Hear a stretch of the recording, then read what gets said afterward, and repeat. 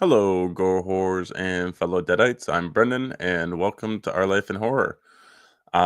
Today, we're here to be discussing Fire in the Sky. As you can see, I'm still getting used to being hosting by myself, but I am joined by long good friend and awesome channel creator Sean.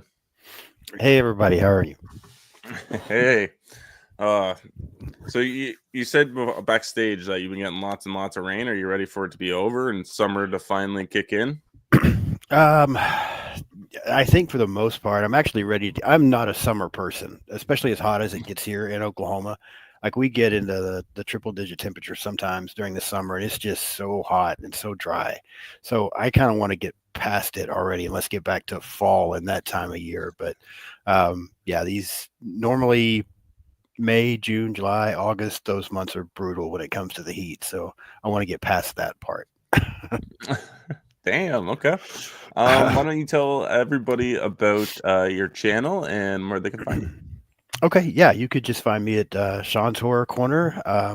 Just doing horror movie reviews. Right now, I'm in the process of going through the Halloween franchise. I just had an episode come out today on Rob Zombie's Halloween 2. So getting close to wrapping that up. But yeah, once I get through Halloween, I've got some other things lined up, some guests coming on. So yeah, that's where you can find me. I'm pretty much on every social media thing there is, just Sean's Horror Corner. Awesome. And Ryan does have your link up in the chat. Hello, Ryan. I'm just gonna hit the chat up real quick. Hello, Ryan. We also got Gene in here. Hello, Gene. Ryan says he's in Texas, so he feels your pain. Yeah. Yeah, I lived in Texas for 9 years. It's the exact same weather. It's so hot down there. I'm already sunburned, so it didn't take long. We got Jimmy, the Scottish geek guy. What's going on? It's been 2 decades since I've watched this. I had it tapped off the telly copy on VHS back in the day. Nice. Let's see. Oh, Gene, so sorry. Your aunt passed away. She's 96. She had a good Wow. life, though. Sorry for your loss. Yeah, sorry. And that's it. I forgot to advertise this today, and I don't know if Sam did it. So I don't know how many people we're going to be getting in here.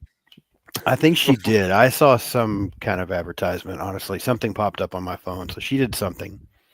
Okay, that's good. She's she's still on it. She figured out a way to use whatchamacallit, like all the social media stuff because it's all banned in China, I guess. Oh, okay. I know I made a story last night. Yep, she didn't advertise it either. I made a story last night of me watching it. Okay, maybe that's what it was I saw then. Yeah. Okay. Well, we're gonna get into Fire in the Sky. This movie was released in 1993. It's got a runtime of an hour and 50 minutes. I just want to throw that out there. It's got an IMDb score of 6.5, a Rotten Tomatoes score of 50%. The cast is Peter Berg, Robert Patrick, James Gardner, Henry Thomas, Craig Scheffler. Let's see. I'll read the description and then I'll figure out who directed it. In 1975, a group of 5 men are driving home after working in the forest. They see a mysterious light. Intrigued, Travis Walton leaves the truck only to be sucked up by a flying saucer. The other 4 men report the strange event, but they are skeptical. Oh my god! Skeptically interrogated by Lieutenant Frank Waters, who suspects that murder is behind Walton's disappearance. When Walton appears 5 days later, his story of alien abduction is met with disbelief. Let's see. Actually, for some reason, the cast and stuff, or the box office. Oh, here we go. Let's see. Box office was 19.9 million. It's not very good. I'm wondering what the budget was, but I do not see it on Google right away. So yeah, so this was both of our first time watches. Yeah.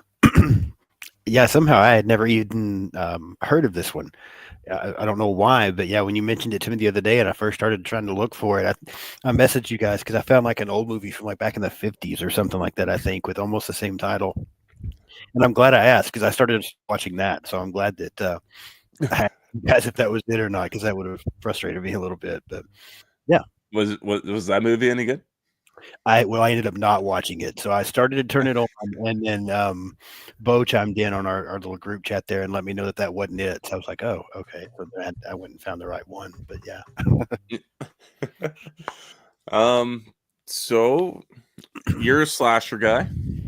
I am. Fear, sci-fi might be out of the realm of your wheelhouse. As a first-time watch, spoiler-free thoughts. Um, I thought it was intriguing. It was a little, especially after I read what it was about. I will say that it was better than I expected. Sci-fi is not, and it's not that I dislike sci-fi. It's just not my thing. There's some really good things out there that I've watched and like. It's just not my wheelhouse. Not where I go most of the time. So I'm always skeptical going into a sci-fi movie. But yeah, it was intriguing. I thought it was a little long, but it kept my attention. So yeah, No, that's spoiler good. free. That's what I got. Okay. I do agree it is probably a tad long.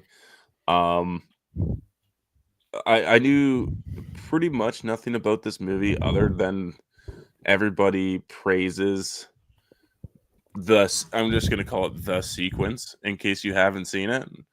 I think that's the best way to describe it without giving any spoilers away. It is the sequence, and they all Yeah. like Craig messaged on the story when I posted it and was like, that scene still freaks me out to this day, and I get it. That I'm not even a claustrophobic person, and that had me like that gave me the heebie-jeebies for sure. Yeah. Um, it feels like a biopic, like for the most part.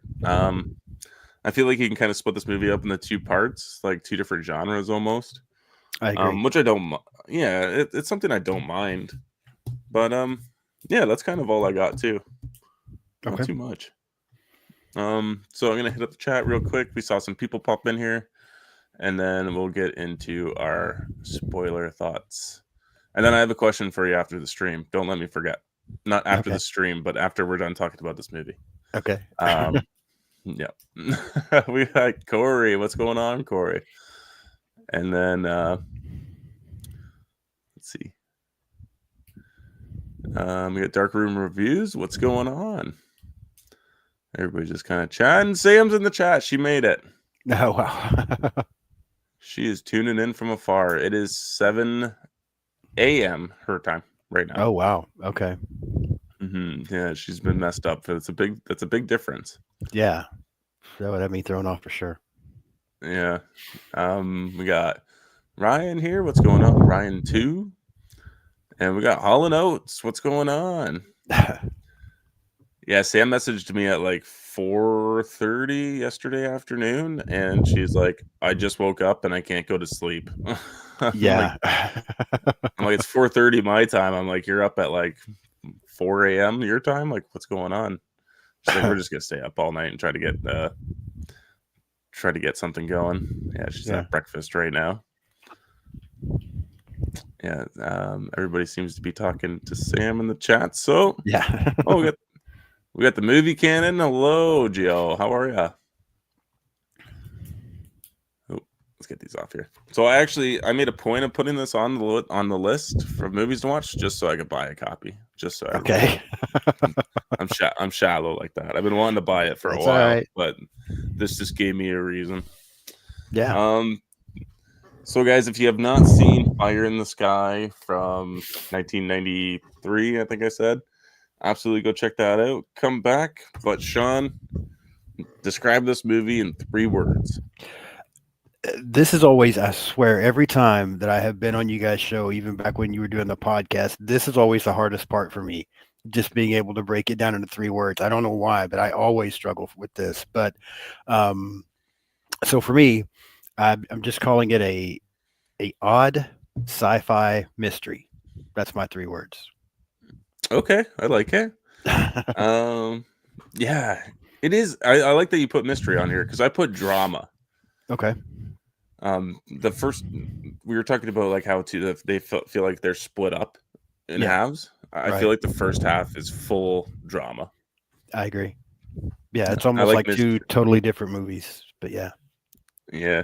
And then my second word is horrifying, and then my third word is aliens. Okay. Um, let's see, Ian here. Ian's got a good comment. He said someone else here on YouTube was doing a live on Close Encounters a minute ago. Weird. And I remarked that this is the dark side of that flick. Okay. Ever seen Close Encounters of the Third Kind? I have, but it has been so long ago. So long ago. It's definitely one I'll have to go back and do a rewatch because I remember very little. Yeah, I'm in the same boat. I have like, I don't know, some ultimate DVD set with 3 different versions of the movie, so I don't even know which one I even watched. Got it. But I can see that being a dark take on it for sure. Yeah. Who do you have for this is gonna be an interesting one. Who do you have for a favorite character? Um, yeah, it was tough because there were times in the film when I wasn't sure if I liked any of the characters, to be completely honest with you. I mean, I know they're going through a lot of there's things happening here and there, but there were just things about each one of them that I was questioning whether I liked them or not. And but I think at the end of it, I went ahead and put down Mike, Robert Patrick's character. I struggled with it for a while, but then I was just trying to kind of put myself in his shoes and everything they had gone through, and I'm like, you know what, I might act the same way. I'm like, I might behave the same way under circumstances like that. Who knows? So I ended up going with him, but I was struggling with it for a little bit. Yeah, I also would have to go with Mike. He just feels like the most relatable. Yeah. He's running his own like business. He's just trying to keep working. He's pushing the guys to get the job done, and he's trying to keep his wife and kids happy. And Right. he's going through it like financially too. So then once this happens, it gets even harder for him.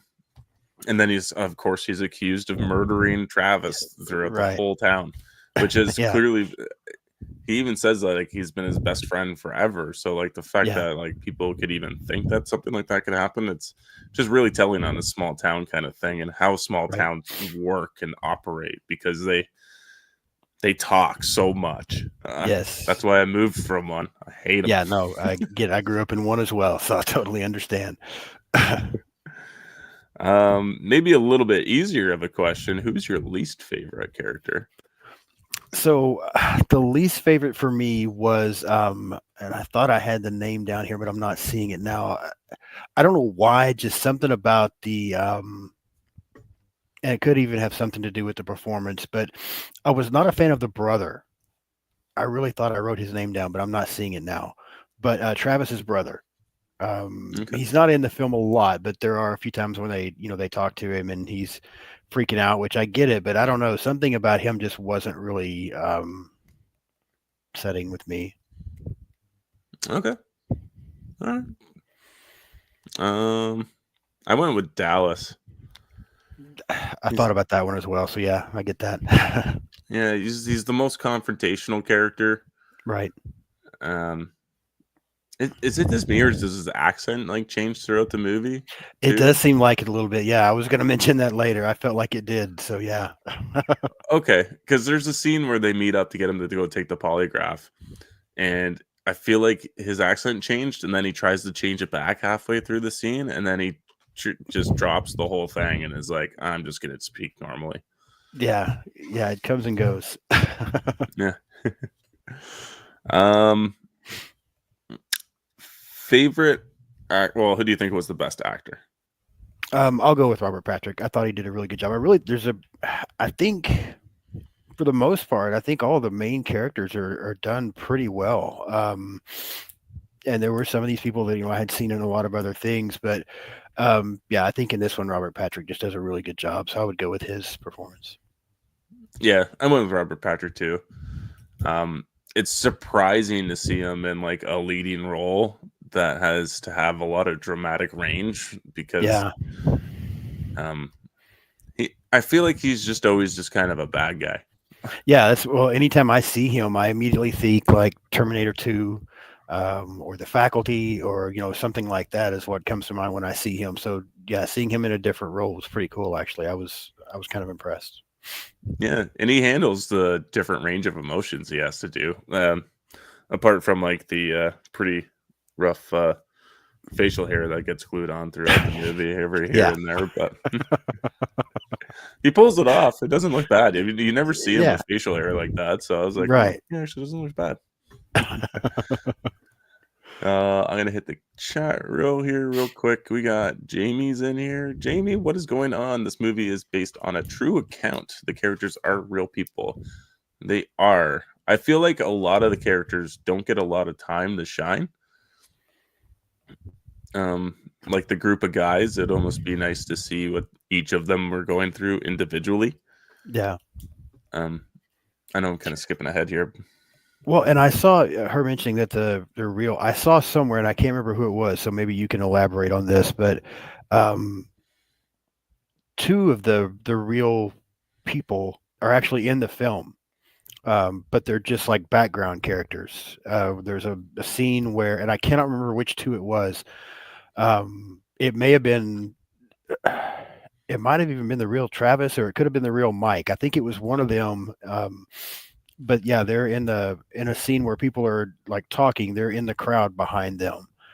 Did you see that? Did you read that anywhere? I have yet to do any fun facts on it. And I haven't done any background research on this movie Okay. yet.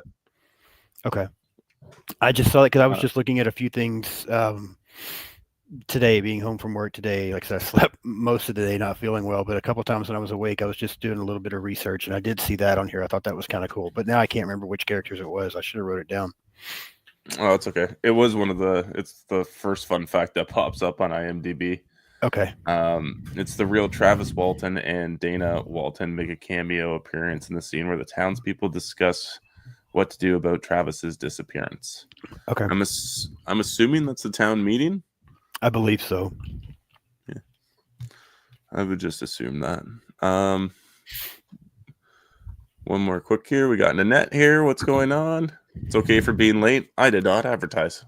So you're not late. I'm just not on top of the ball. Soundtrack. It was fine. I try so much harder. I never really used to pay that much attention, I'll be honest, to like the score in movies, unless it was just something, classic like a Halloween or a Jaws or Superman or something like that. I just never really paid that much attention to scores until I met you and Sam and got to come on y'all's show and heard y'all talking about it all the time. And I try so much harder to pay attention to the score now. There were times where I thought it was pretty good and pretty fitting, and then there were other times where it just kind of lost me. I'm like, yeah, okay, whatever. It is what it is. So I thought it was fine. It was nothing special, but it was okay. Okay. Yeah, I don't think it's memorable by any means. I definitely think it fits the movie. Yeah. And it works effectively in the scenes where it does like ramp up. One of the scenes that I really like is the opening credits, where it's just like the forest shot, and then you see the lights, and they're getting brighter. And as they're getting brighter, the score is also getting like more rambunctious. Right. And I think that happens a few times throughout the movie. So I did appreciate it. But is this going to be a score I'm going to want to buy and listen to all the time? Or I'm going to hum later at work? Not happening. Yeah. Yeah. How about cinematography? I kept thinking it doesn't look bad, but this movie felt, and I know it was kind of low budget, and so that's probably why I got the feeling. But having grown up in the 80s, giving away my age, but having grown up in the 80s, this movie felt like an 80s made for TV movie to me while I was watching it. Like that's really what the feel that I was getting. It seemed like a movie that would have come out in the 80s. It was just made for TV. Not that that's bad.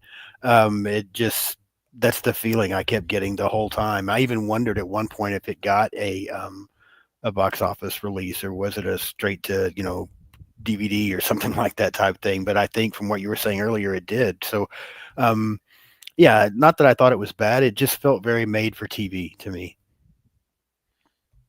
Yep, I can definitely see that. So it's I can help on the box office stuff. So its budget was $15 million. Um, and why does it keep jumping forward? It grossed worldwide close to $20 million. Okay. So not bad. It made its money back barely. Yeah. Yeah, I think the movie looks fine. I think I know where a lot of this money went into for sure. Yeah. Because I don't know what the guy that played Travis has been in before, but I've never seen him in anything else. And you got like some top tier actors playing Right. side roles. Yeah. So I don't know. I'm gonna look it up real quick to see what this guy's been in. But this is like his top movie. His name I thought looked, was it who plays Travis? Is it like DB Sweeney? Is that right? Yeah. Yeah, the name sounded familiar to me, but then I couldn't remember. Like nothing was coming to mind as to what I might have seen him in either. Sam, if you're still listening, he's in Sharp Objects. It's a very good TV show. He was in, I don't know, it looks like just a bunch of straight to TV movies. Okay. Some TV shows here and there. Oh, he was in Taken 2. Okay. Playing who? I don't know. I haven't seen that movie in a long time. Yeah, I haven't either. Can I be like fully honest? I did not like Travis.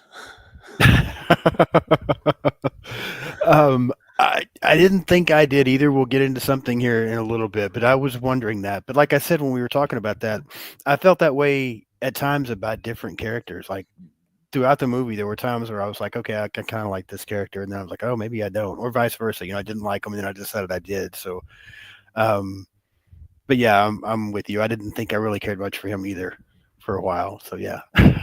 Yeah, first half of the movie, hated him. Yeah. Second half, not too. I didn't mind him as much, but Yeah. we're getting off track here.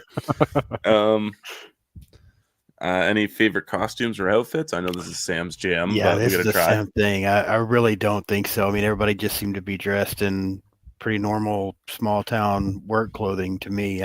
Nothing really jumped out. I don't know about you. Pretty much in the same boat. I will give credit to where credit is due with Robert Patrick at the end of the film, where he's got like the cutoff sleeve jean jacket on and jean pants and a cowboy hat, and he's like got the long hair and stuff. I'm like, yeah, he looks pretty badass there. Yeah, not a bad look. Got any memorable lines?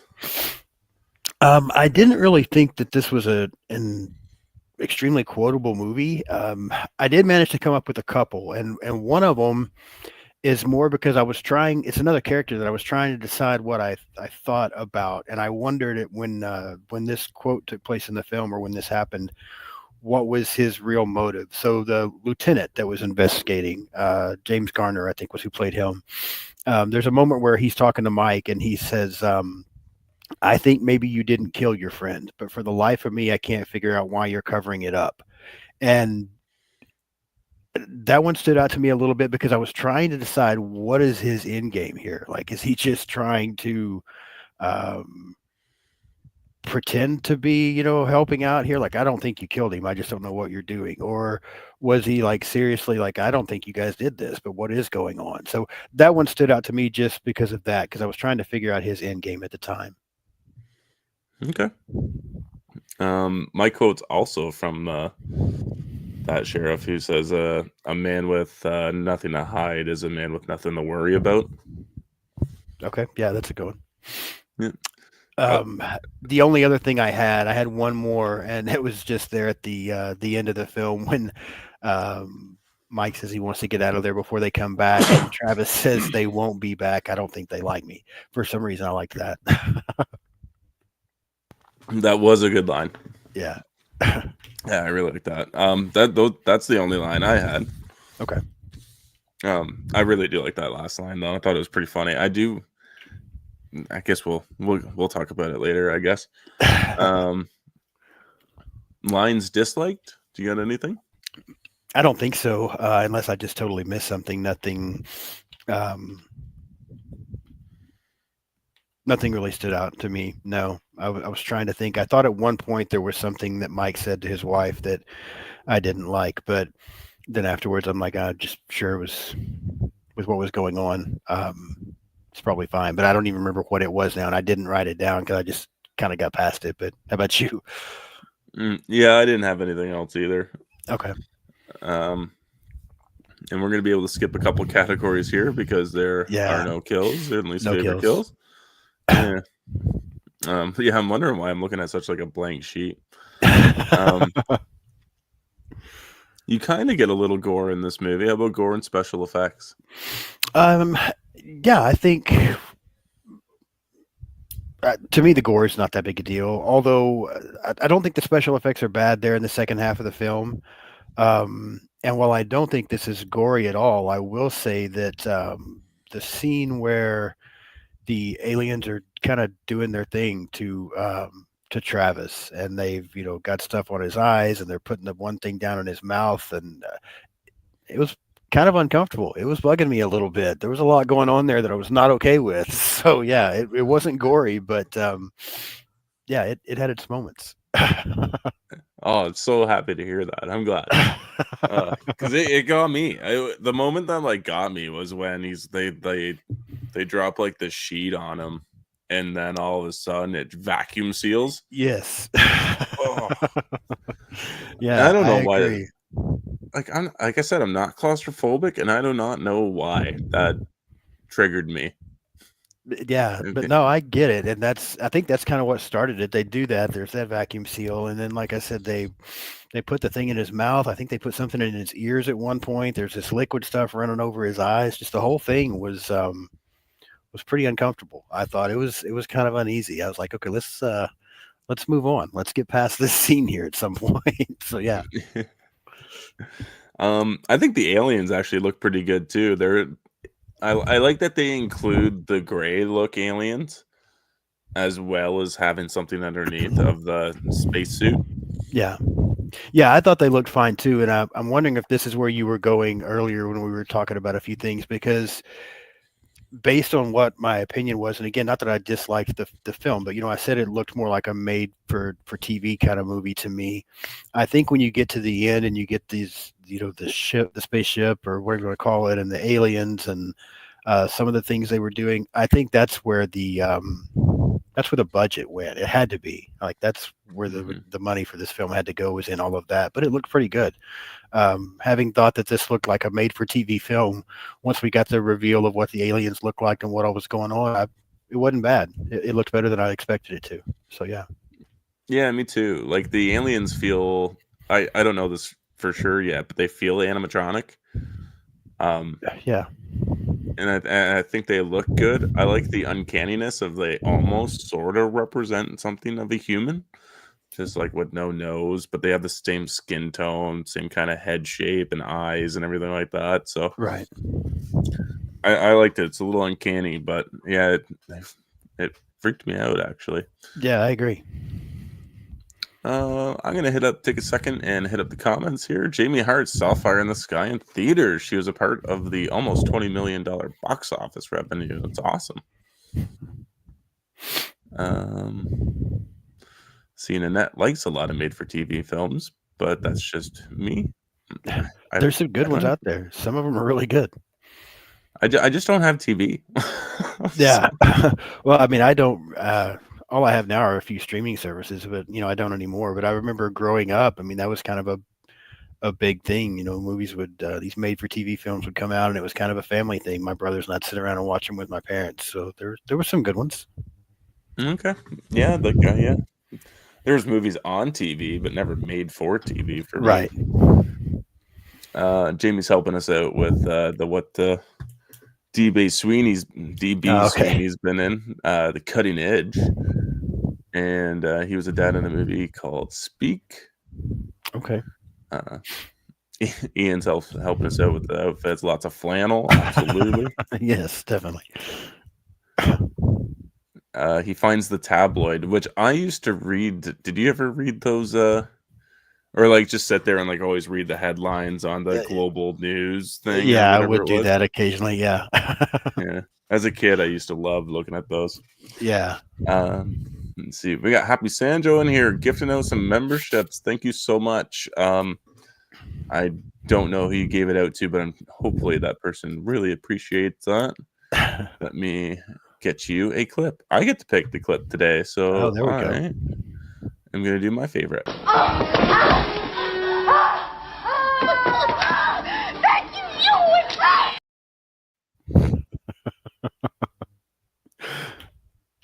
Uh, I forgot how funny that movie is. I just watched that the other day. Not to get off topic, but I just rewatched that the other day for some reason. Cracks me the up. second one? Yeah, Oh, nice. I think the Exorcist scene is like one of the most comedic things in history. yeah, it is pretty good.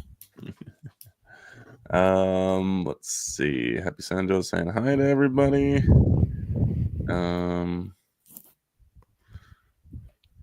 Oh, Nanette has also got a cold going on, John. So Oh, yeah. see, that scene has stuck with me ever since I saw it. Scared the pee out of me. Let's see. We also got there's a lot of pretty gross scenes here where he breaks into that other cell. Yes. Yeah. And it wasn't even a remains. That other person seemed to be alive to me. Yeah, that's what I thought so too. I almost thought they were still alive as well. So yeah. Yeah. It got uncomfortable. Yeah, definitely. The leecherling. Let me know if I'm saying that right. Lots of hellos again. Sam saying thanks, Koi. Yeah, everybody's just trying to chit chat with Sam. So storyline and pacing. I like the storyline. I feel like the story's interesting. The pacing, like I said, there were times when I thought it was a little slow, but it never got so bad that I lost interest. Like it kept my attention. Even the first half of the film, I kept watching, thinking, okay, like when is something going to happen? Like, is this just going to be like a slower movie? But at the same time, I think the performances maybe were good enough, and just the way they were doing things that were good enough that it still kept me interested. So I think it might have overall been a little long and maybe a little slow at times, but not so bad that I lost interest, and the storyline was good. I thought. Okay. I'm pretty much in the same boat. I was more so curious to know if maybe like if we were to do like in-depth research about it now, if it turned out to be like a hoax the whole time. Yeah. I think that would be really crazy to see because this Travis Walter also wrote a book, and this is what the book is based off of. Okay. So I'm curious if maybe on his deathbed he's gonna be like, it was all a lie. But I like the story too. I like the fact that there's like a mystery going on because me not knowing really anything too much about it, I was like, maybe somebody did kill him. Maybe they did set up this ploy to try to bring national attention on themselves in order to try to save their business somehow. Right. Because that paper, the Globe and News Weekly or whatever it was called, it was in the back seat. They were reading it. They could have gotten this idea somehow. So yeah, one of the only things I really have with the movie is that there's a lot of really great side characters, like actors. Right. And I would have liked to have seen more so on like how those guys are affected. Like you get one like little montage sequence where you see the one guy's in church, and the two guys it looks like they're drinking and smoking and watching a movie, and the other guy's, I don't know, gambling out in some remote area with a bunch of people at a trailer. Yeah. So there's just not a lot of like their backstory, which would be something I would have liked to have dived more into. Yeah. And it feels kind of there's what why did Travis and Mike like have a falling out for 2 years? Yeah, I mean, it's a good question. I kind of wondered as well because there's a scene there once Travis is back and Mike is talking to him, and pretty quick it seems like Mike gets kind of pissed off at him, and I was just like, why? Like, what is? I didn't completely understand their falling out, but I might could understand it more from Travis's viewpoint. Like, you guys fucking left me out here. Like, yeah, I'm pissed, that kind of thing. But why Mike would be upset, I don't get. So I kind of wondered that as well. But again, I mean, if I was someplace with some friends or coworkers and saw a spaceship and shit like that going down, I don't know what I'd do. So, maybe maybe you just don't act like you normally would. I don't know, but I was wondering the same thing. That part didn't seem to fit for me. Like I said, more on Mike's perspective. Travis, I could almost understand. You guys left me out there, but why Mike got so upset so quick, I don't know. Yeah. Jamie's saying because Mike left him in the woods, but Travis should be able to understand that they just saw him get blasted by a big beam of light and Yeah, I'd assume he was dead. back. Right. And he went back right away. Yeah, it's true. That's true. Like he did try. At least he went back. Yeah. I don't know. It just seemed, and for 2 years too, while he's Yeah, also that's- going. Yeah, that's a long time. Yeah, he's going through a divorce. He's went through a divorce. He's got a nephew and another niece or nephew on the way. Right. Like at no point you thought maybe we should bury the hatchet. Yeah. Yeah, I'm with you on that part. I really didn't completely understand it either. Yeah. And my only other gripe with it is that it feels a little anticlimactic. But like I guess we're just kind of. I feel like it's kind of like the Ted Lebowski kind of deal here, where you're just kind of getting a glimpse in a chapter of somebody's life, and that's kind of it. Right. I almost think this would have, I remember, and again, this is like going to show my age thing, but you remember the original It was like a multiple parts, right? Like it didn't come out all as one big movie. It was multiple parts. I really think that this could have been better, maybe if it would have been done like that, where you have 2 or 3 stories and you could put it all together, but do it in parts, because then you're going to get some more of that backstory that you were looking for earlier on some other people, or just get more in-depth takes on some of the other characters and see how it affected everybody rather than just these main couple of people. Yeah, if it would have been more like they did The Stand, or some of the way they did some of Stephen King's thing, where they did it in different parts, I think this could have been better that way, to just help break things down a little bit. Because I also thought it was a little anticlimactic, but at the same time, I think that it wasn't too bad for me, and I think that's just because you go for so long kind of waiting for something to happen, and it's not like it's a bad movie. Like I said, it kept my attention, but waiting for something to happen, and then when you finally get some of that stuff that you get, where he's on the spaceship and they're doing all this shit to him and he's crawling around and all this stuff is going on, it's pretty good. And then the next thing you know, it's over. So Mike could have been better, but I felt like it served its purpose. Had the movie not have had some dull points throughout, the ending would have felt worse. But I think for the way the pacing was for the first half of the movie, what it did at the end worked. If that makes sense, what I'm trying to say. Yeah, I just thought the movie was going to end with those two having their own motorcycle shop or something, Yeah.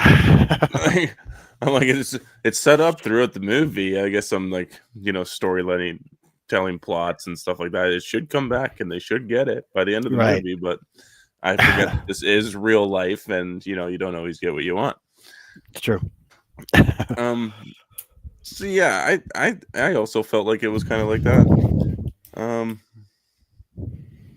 I'm curious to maybe check out these special features and see if there's anything in there with both those, but it doesn't look like it. Um, yeah, that was kind of my only gripes with the movie. I really love how they integrate the alien sequences through, like, once you returned. I think that was a clever way of having it kind of. It's almost like a PTSD thing, right? Yeah. Um, let's see. Jamie's got a comment here. Mike thought Travis was lying for a while. He was deluded and refused to admit what he saw. At least that's what I remember hearing. Okay. Oh, I never for a second thought that Mike thought that Travis was lying about the abduction. Okay. I personally didn't gather that. So yeah, I mean, you don't even have a scene where Travis tells anybody what happened, Right. Right. That's true. which I thought, like, that's what I thought maybe the end of the movie was going to be him starting to tell somebody what happened, and then like maybe the movie would end there, and I'm like, oh, okay, like that would be good. Yeah. Let's see, Prince is in here. What's going on, Prince? Everybody's telling Sam to have fun. Let's see, movies based on true stories tend to have those kinds of endings. Yeah. Let me see. Brendan, I love your hair so much. I rate it 90 out of 100. Thank you. Thank you. I am fresh cut. I actually wrote down more favorite scenes than I thought I was going to. How about yourself? I'll let you go first because I couldn't remember. To be honest with you, I just put one. So I put down a favorite scene and a least favorite scene because it had been a while since I'd done this kind of show with you guys, and I couldn't remember if you had like multiple scenes or just one or what. And I was trying to think back through it. Even I really just wrote down one as far as a favorite scene.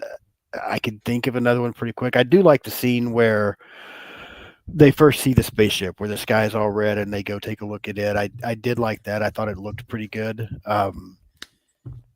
So that would have been one of them for me. And then I'll let you go. Awesome. I also wrote that down. I do love. Sorry, I got like. Don't know. I got something in my throat right now.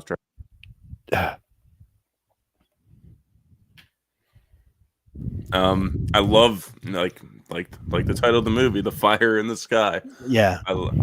I do love that big sense of lights and how big it is. It's a very odd looking. It's almost like a mushroom cap. Right. Like what it looks like. It's kind of neat. I put down the opening credits. Like I kind of talked about earlier. I really love the light shining through the woods, and it gets brighter and brighter, and then the music is just intensifying, and then all of a sudden it's like the whole opening scene. It's like you just follow this truck just racing through the woods, and you don't know why. It's smashing into everything, and then stops at a Right. bar, and everybody just gets out and is like, "We got to stick to the story," and this is it. And then he calls the sheriff or whatever. I'm like, what the fuck did these guys do? Like, Yeah. they're talking in this bar in a full crowded room like they killed this guy, Right. and then they expect people to believe that they didn't do it. Yeah. I mean, any one of those people in that bar would have been like, yeah, they just killed somebody for sure. Yeah. Exactly. Do you want to go ahead with your second scene? The other one I wrote down actually was the scene at the end of the film with Travis and Mike, and where they kind of finally bury the hatchet and they have their little conversation there at the end.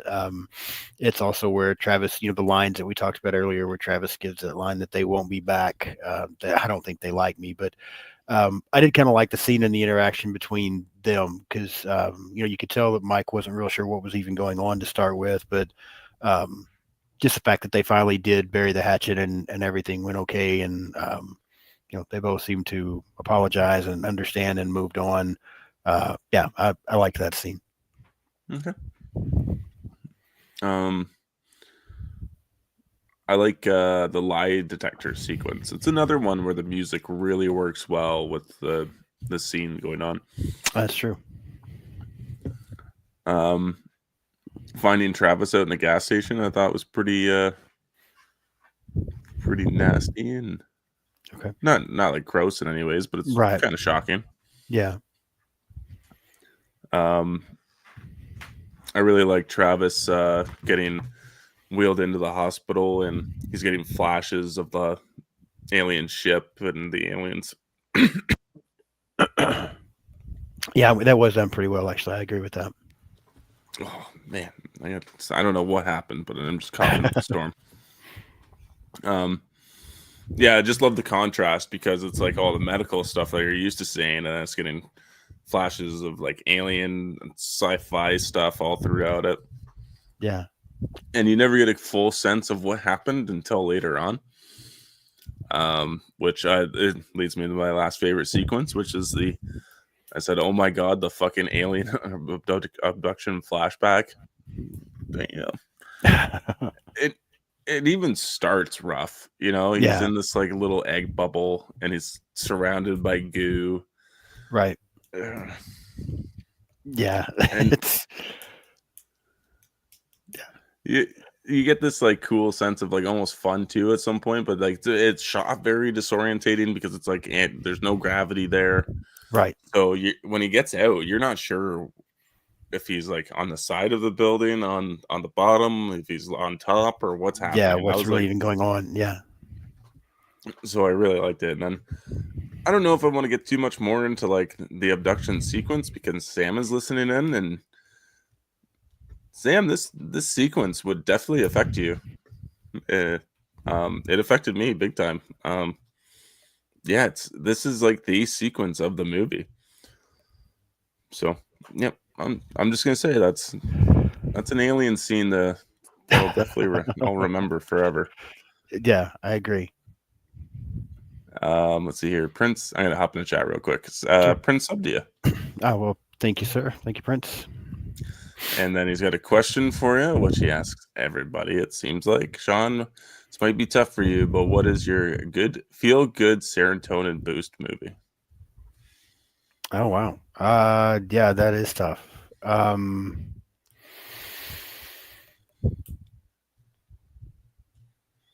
think growing up in the 80s, still being able to go back and watch some of those films from that time frame, especially if we're talking not horror, maybe something like The Breakfast Club. There's just such a feeling I get from that film, because it's pretty accurate to how I grew up. I can relate to those characters and that time and that kind of thing. So I I always get that kind of feeling from that one. So Breakfast Club. Awesome. Wakefield 23. What about the guy who almost dropped the tree on Travis? That would be Dallas. Dallas, He's a douchebag with a record, and if they planned it, he definitely injured Travis in some way and left him to die. Yeah. Let's see. I wonder why they'd even keep that guy as a worker, much less giving him a chainsaw. Well, the thing about construction, Wakefield 23, it's a job where it doesn't matter if you have a criminal record or not, you're going to get hired. In fact, you'll stay more employed probably. Sean said slow and long, so I don't know if I'll ever get to this one, to be honest. Just watch the sequence. Yeah, just watch that sequence, Sam. That's good enough. And I mean, yeah, I did say that, but it also managed to keep my attention. It was strong enough that it kept my attention. I was waiting for something to happen and wondered a few times, but that sequence is worth it. Yeah, there's a lot worse out there. This isn't bad. I personally don't think you'll like this movie, Sam. This one will be an eye rolling. I don't think it'd be as bad as like the Terminator movie for you, but I don't think you'd like this one either. You might like Travis actually for some reason. I think you might like Travis. He's He's got this super weird energy where I thought that almost he was like on the spectrum in some sense at the beginning of the movie. Then by the end of the movie, he seems like a normal person all of a sudden. Did you have any least favorite scenes? I really didn't. The only thing that what I would call my least favorite scene was not least favorite because I didn't like it. It was be my least favorite because I legitimately felt uncomfortable, and that's the scene we were talking about before, where, they're experimenting on him, and they put the sheet on him, and they got the stuff in his, his ears and his mouth and his eyes, and it was so. Like I really was sitting there. I caught myself sitting there, like wincing a little bit, like, damn, like this is not okay, and just felt uncomfortable. I kept watching because I wanted to know what was going to happen, but I legitimately felt uncomfortable, and that stood out to me because you get to a certain point where you've seen so many things in movies that it takes quite a bit to affect you. So for that to have actually affected me, I was like, okay, that was pretty cool. I'll give them some credit for that. That was well done. So yeah. Oh, that's awesome. Did you expect there to be like, I don't know, the probe? I definitely thought that was going to be a thing. Kind of, yeah. I mean, I was waiting on it. I'm like, when do we get to that? I know that's coming, and that's not going to be cool either. So I'm not disappointed it wasn't there, but I was wondering. I was also pleasantly surprised when it did not show up because I've seen movies that do it way over the top. Yeah. Let's see. We're going to be skipping another category here, which is the killer, because technically nobody gets killed in this movie. Nope. Sean, what would you rate this for scary rating out of 10? I don't think this is a scary movie at all, especially again the first half to even maybe 3/4 of the film. It's not scary. It does get uncomfortable, but it never gets scary, in my opinion. Just because of the scene that we keep, that we keep talking about. I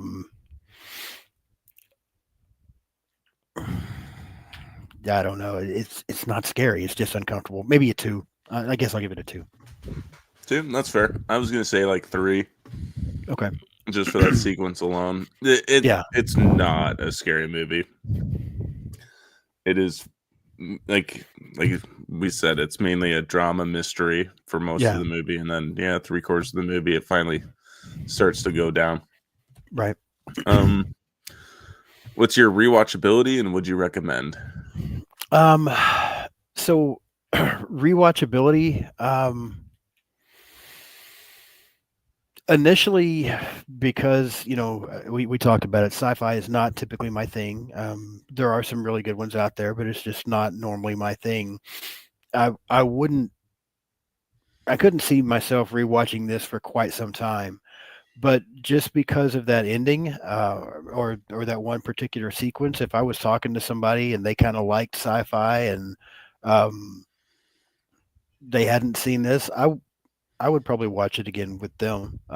So it'll be a while, I think, before I rewatch it, but I might rewatch it again. And then as far as the what I recommend, I can see where this movie would definitely have an audience. So yeah, if you like sci-fi movies, you like alien movies, I would recommend this. It's a good watch. Yeah, okay. I'm pretty much in the same boat. I would like to do like a bunch of research on the story and then go back and rewatch it, like even like a book to film kind of comparison video. Right. Would be kind of interesting, and then rewatch. I don't rewatch for this too often. Probably not. Like you said, if you're going to show it to somebody, I think that would be a fun time. Yeah.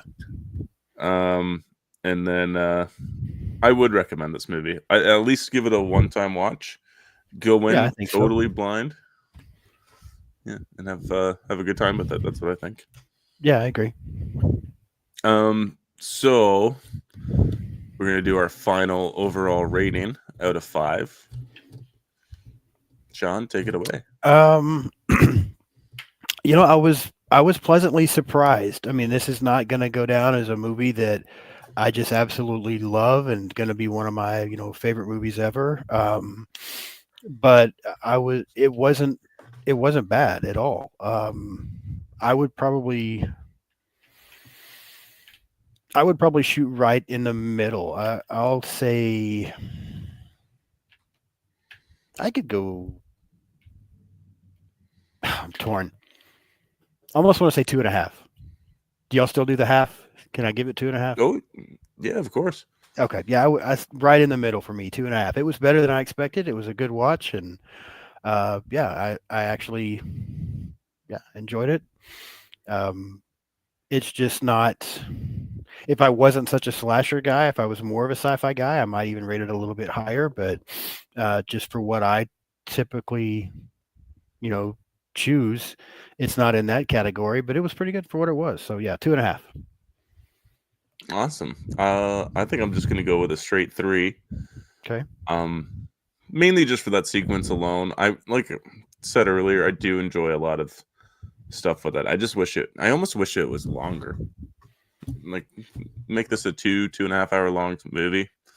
Yeah, that's why I was saying I think it might have been better as to have some parts to it. When I kept talking about how it had that made for TV feel, like that's almost more how I can see this. This could be like the length of The Stand or the original It film or something, and just break it down into parts, and it could have been better. I like that. I say we push Netflix to do a there you go. limited mini series on it. Yeah, there you go. Give it a good budget.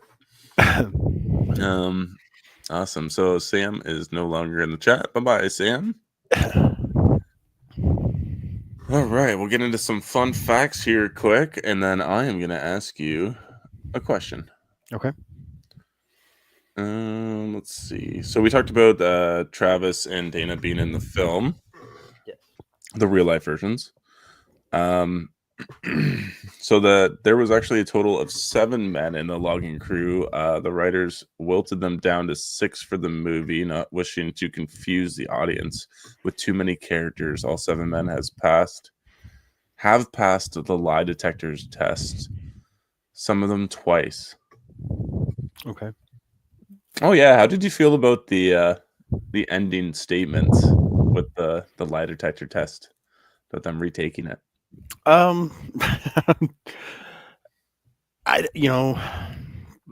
Maybe because of lie detector tests don't really mean that much to me, to be completely honest with you. I think, because my father was a police officer for so long, and then he was a detective for a while as well. And I just used to hear so many stories about how they don't always read correctly, and they're actually fairly easy to beat. I just don't put a lot of stock in them. But for the movie, the kind of the way some things were done and said, it was all right. I think I chuckled a few times here and there because I'm like, yeah, it's a lie detector test, whatever. But yeah. Okay.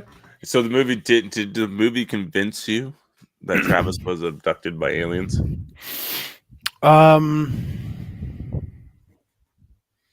No, it did not. Is that the question you wanted to ask me? No. Oh, okay. This is a side tangent. Gotcha. It makes me wonder. To be completely honest with you, so this isn't a thing. Like, I have lived 90% of my life not believing in aliens. I just don't think they're real. There have been things happen here and there, and things I've heard that I'm like, oh, okay, maybe. But I'm still just so skeptical of it. So the movie did not convince me that this happened, but maybe I could be wrong. I'm not quite as convinced as I used to be that it's not a real thing, but I'm still not there yet. So, Okay.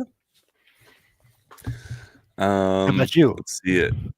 Me with aliens, I do believe that there are aliens out there. The galaxies, the universe is just too large for us to be just like a random act of evolution, basically. So like there's got to be something. There's got to be a microorganism somewhere, right? And some dirt or something. So even at like maybe there could be non-intelligent life, but there could be life. Yeah, I get that. I think a lot of Um, it for me, I mean, most people, I don't know, some of your audience now might not know. When we first got acquainted, and I came on you guys' show a couple of times, I mentioned to y'all that I spent 9 years as a preacher, right? And during that phase in time of my life, um, that was just approached as I mean, I was raised that no, that didn't exist. Like the the Bible is what everything was based off of and the way I was raised, and it just doesn't mention that. So I think that's why for the longest time I didn't believe it was just because that's what I was told. And then when I finally got out of church and that whole lifestyle and decided what a crock of shit all that was, there have been things that my opinion has slowly started to change on throughout the years. Things that I believed for a long time, I didn't really even know why I believed them. So I would start to question them and start to try to figure it out and things. And I completely get what you're saying. As big as this universe is, with everything that's out there, it makes sense for there to be something. I saw Jamie mentioned in the chat that if they don't exist, then what a horrible waste of space the universe is. I agree. If there's not something else out there, I completely agree. So I'm a little more open to the idea than I used to be. It's just taken a while. yeah. Awesome. Well, maybe we can convince you at some point. Yeah, there we go. Let's see. According to unconfirmed rumors, a remake is underway with the real account of Travis Walton. Okay. I thought this was the real account. Yeah, I thought so too. Okay. Oh, here we go. Travis has always resented this movie, which he says misrepresents his experience, especially the abduction scenes, which bear little resemblance to Walton's account. Which screenwriter Tracy Trome essentially admits, saying the media portrayals of alien abductions reports, so they wrote a flashier and more provocative scenario. 3 years after the film's release, Walton responded with a book called Fire in the Sky, The Walton Experience. Clarifying his own accounts, he also spoke many times of trying to get his story retold on film again, this time in a way where he retains some control to ensure the movie reflects his account of what happened, but there's been a little sign of this project getting off the ground. Oh, wow. Okay. Interesting. That's so weird. So, like, now I want to read the book to see, like, what the actual experience was. Yeah, it does definitely make me curious. Maybe it wasn't all bad. Maybe they had some, like, tea and coffee and chatted Yeah. about life. Let's see. The second movie Henry Thomas starred in about with extraterrestrial life. The first role he performed was Elliot in E.T. the Extraterrestrial. Yeah. I surprisingly recognized him. I didn't. It was bugging me for about like a third of the movie, and then I was like, "Oh man, it's him!" But he's super young. Yeah, that's funny. I was thinking the same thing actually. I kept trying to figure out what I'd seen him in for quite a while as well, and then I'm kind of with you. A little over halfway through the movie, I figured it out. So yeah. According to director Robert Lieberman, he did not want to cast D.B. Sweeney. With only days before shooting, the role of Travis Walton was still not cast. Sherry Lansing, CEO of Paramount Pictures, told Robert Lee he must cast D.B. Sweeney or else the movie would be canceled. Wow. The movie begins with a quote by Roman playwright Sinska the Younger. Chance makes a play thing of a man's life. Jeez. I like that quote too. I actually forgot to write it down. Fire in the Sky is a verse from the lyrics of an extremely popular rock song of the time, Smoke on the Water, by the band Deep Purple, released in 1972. Okay. The motion picture has little to do with the real-life Travis Walton incident. Out of 6 characters, including Travis, that were represented in the abduction, Travis, Mike Rogers, and Alan Davis are based on the real people. The other 3 men are fictionalized. Wow. Okay, so lots of liberties with this movie. Yeah, it sounds like it. That's the problem with according- that based on a true story thing. You never know how much of that is actually, yeah, based on a Yeah. true story doesn't mean much.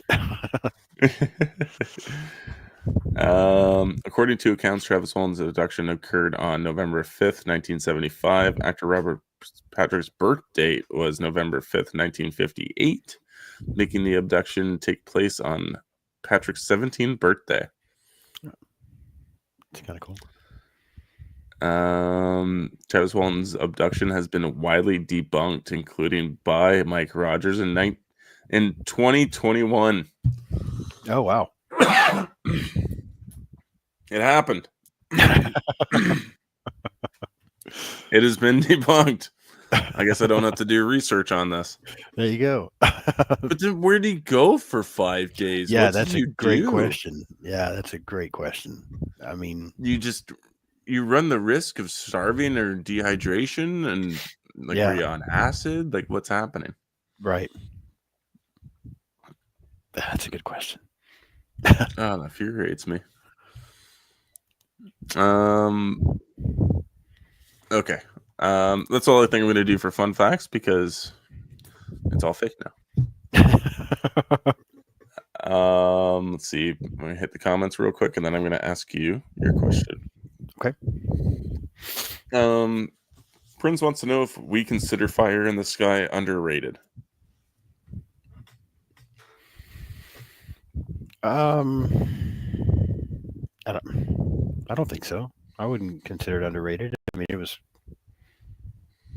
I don't remember what you said the critic scores, or not necessarily critic scores, but did you give a rating? Did you say what the IMDb rating was at the beginning?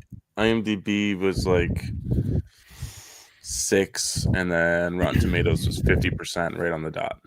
Okay, so yeah, I mean, I said right there in the middle as well. So I don't think it's underrated. I think that's fair. Yeah, I'm pretty much in the same boat, Prince. The scene's incredibly memorable.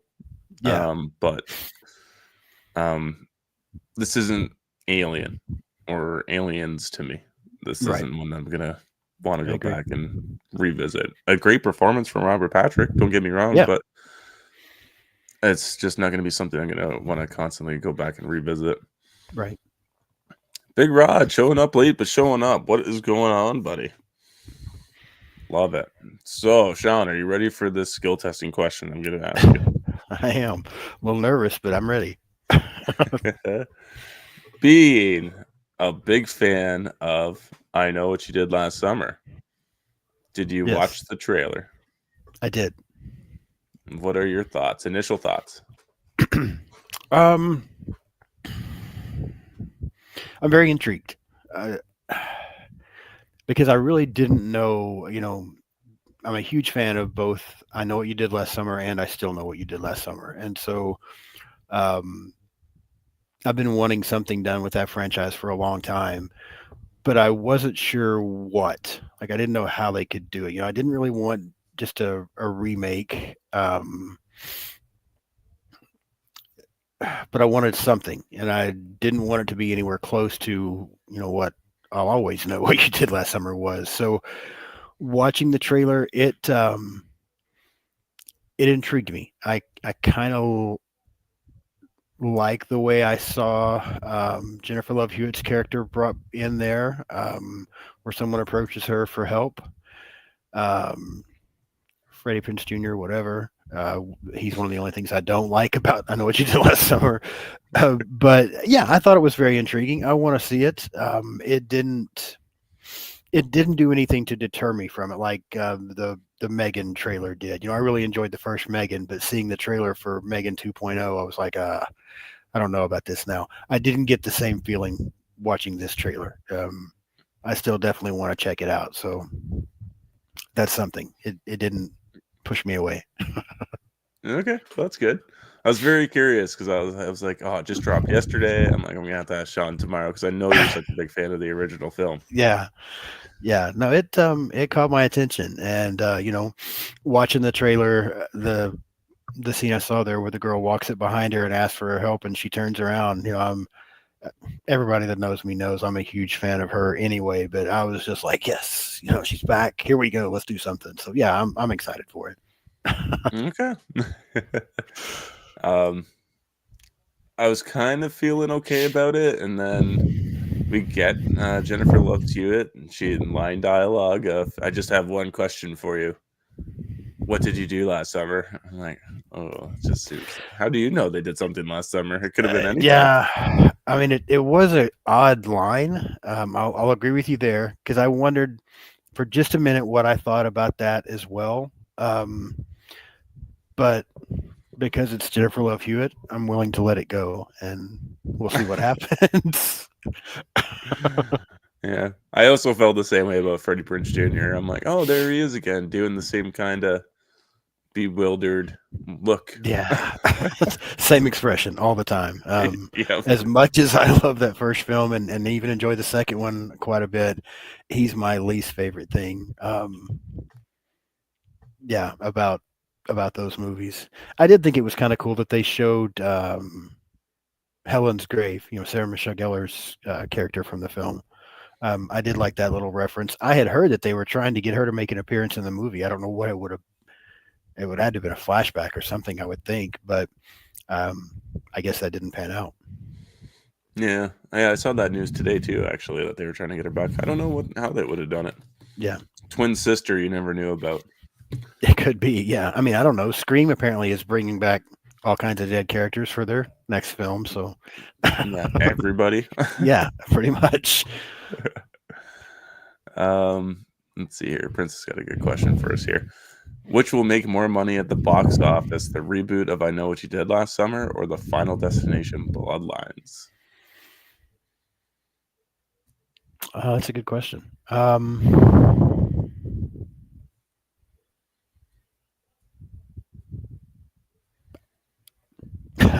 I don't know. I really don't know how the I Know What You Did Last Summer reboot's going to go. I'm just really, I mean, I like it. I hope it does well, but that franchise has been dormant for so long. I don't know how many people there are that want this. So it could be very hit or miss.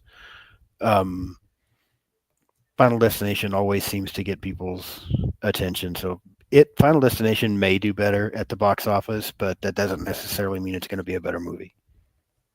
Okay. I think that's pretty fair. I do think the Final Destinations put asses in seats. Yeah. I think it's got a more general, like everybody can kind of relate to what's happening. Right. Everybody wants and to see the deaths, right? Like, yeah, exactly. With I Know What You Did Last Summer, I think that might be a slow start, but like if it's good, it'll pick up in the second weekend. Right. Let's see. Freddie, Sarah Michelle are in the reboot feels to Scooby-Doo 3. They keep talking about that R-rated Scooby-Doo 3 coming out. Yeah, that could be interesting. Let's see, Ryan, I know this is off topic, but what are y'all thoughts on the Predator Badlands trailer? So I remember last time I was telling you about the animated film. Yes. This is going to be the new live action Predator movie. Okay. Maybe I haven't seen the trailer. Now, I like the Predator movies.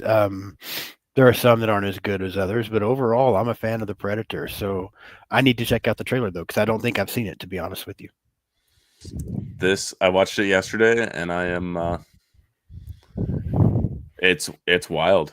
It's out there with its ideas. It's taking really bold swings at this franchise, which I think is warranted because we've seen a lot of situations done already, and I don't know where else you could really go. Okay. So it's going to theaters. It is going to theaters. Okay. Yeah, I'll have to check it out then. Yeah, if you can get on board with the trailer, you could definitely like this movie. There's also some Easter eggs in the background too, from Independence Day, actually, out of all movies. Oh, really? Okay. Yeah. All right, I'm gonna make a note to go find that. So yeah. Yeah, I'm excited for it. It's just the teaser, and I think it shows a little too much already, so I probably will not watch a full-length trailer. Okay. I think a ton of people will show up to Final Destination because of Tony Todd's last film. That's Yep. a good point. That'll definitely help with that one. Mhm.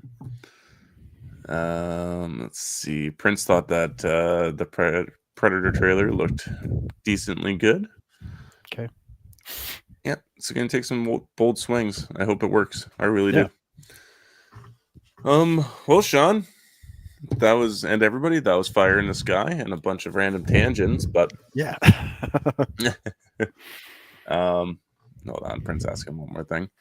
Until Dawn theater reaction. When Sam gets back, we'll be doing a review. We're gonna miss opening weekend, but we'll get to it the following weekend because we both really want to see it. Yeah. So thank you so much for coming on. As always, it's always a pleasure chatting with you. Oh, Do you yeah, want no. to tell everybody where they can find you and what you do on your channel? Yeah, absolutely. And thanks for having me. I always love coming on and talking with you. So anytime. But yeah, you can just find me at Sean's Horror Corner on YouTube. I'm on just about every social media thing there is out there, Blue Sky, Instagram, X, TikTok. So you can find me there as well. And I just review horror movies. Right now I'm going through the Halloween franchise, getting close to wrapping it up. I just had an episode come out today on Halloween, Rob Zombie's Halloween 2. And yeah, I have episodes come out Monday and Thursday. So once I finish up Halloween, got some pretty good stuff. I'm going to do Rosemary's Baby, Aaron from these like A&B movies. I always forget the name of his channel exactly, but he's going to come on with me. This will be I've never seen Rosemary's Baby. So it's going to be a first time watch. Yeah, it's going to be a first time watch for me. And Aaron and I are going to talk about it. So I'm looking forward to it. But yeah, that's it. Awesome. That's so exciting. I got to get to your Rob Zombie Halloween reviews. I've been meaning to. It's just haven't had any time with the puppies. But yeah, absolutely. Go check out his videos. They're nice and lengthy. He goes deep into them. Awesome. Love them. I'm trying to think of what I got coming up next. I will be back on Saturday with Bo, Critic After Dark, to do a review of Leviathan. It'll be a first time watch again for me and Bo. And that'll be at 7 p.m. Eastern Standard Time. Okay. Awesome. You're knocking out alien movies while Sam's gone. Yeah. Yeah, basically. Got it. I did have a guy bailed on me. Anthony had to bail on me, which is totally understandable. We were going to do Hollow Man. Oh, okay. Which I had seen because I love that movie. And then movie. Not this Sunday, but the following Sunday, if I don't end up doing weekend work, I'll be doing an episode on Creepshow 2. Oh, wow. Okay. And then next Wednesday, I think I'm doing my Media Hall month live for the first time. Okay. Well, and I was going to ask, I don't know exactly when Sam is going to be back, but once she does get back, I'm also going to be doing an episode in the near future on Hatchet, the first Hatchet movie. Okay. I think y'all are a fan of that one. I was going to see if you and Sam wanted to come on and talk about Hatchet with me whenever I get to that point. Absolutely. I'd love to. Okay. Yeah. I would love to revisit that whole franchise with you. Okay. Because I don't really remember them. It's been a while. Yeah, it has been a while. Okay. Well, yeah, we'll talk about it some more and work something out. So sounds good. Perfect. All right, everybody. Thank you guys so much for watching. Join me on Saturday for Leviathan, and go check out Sean's channel as soon as possible. And always remember to stay spooky.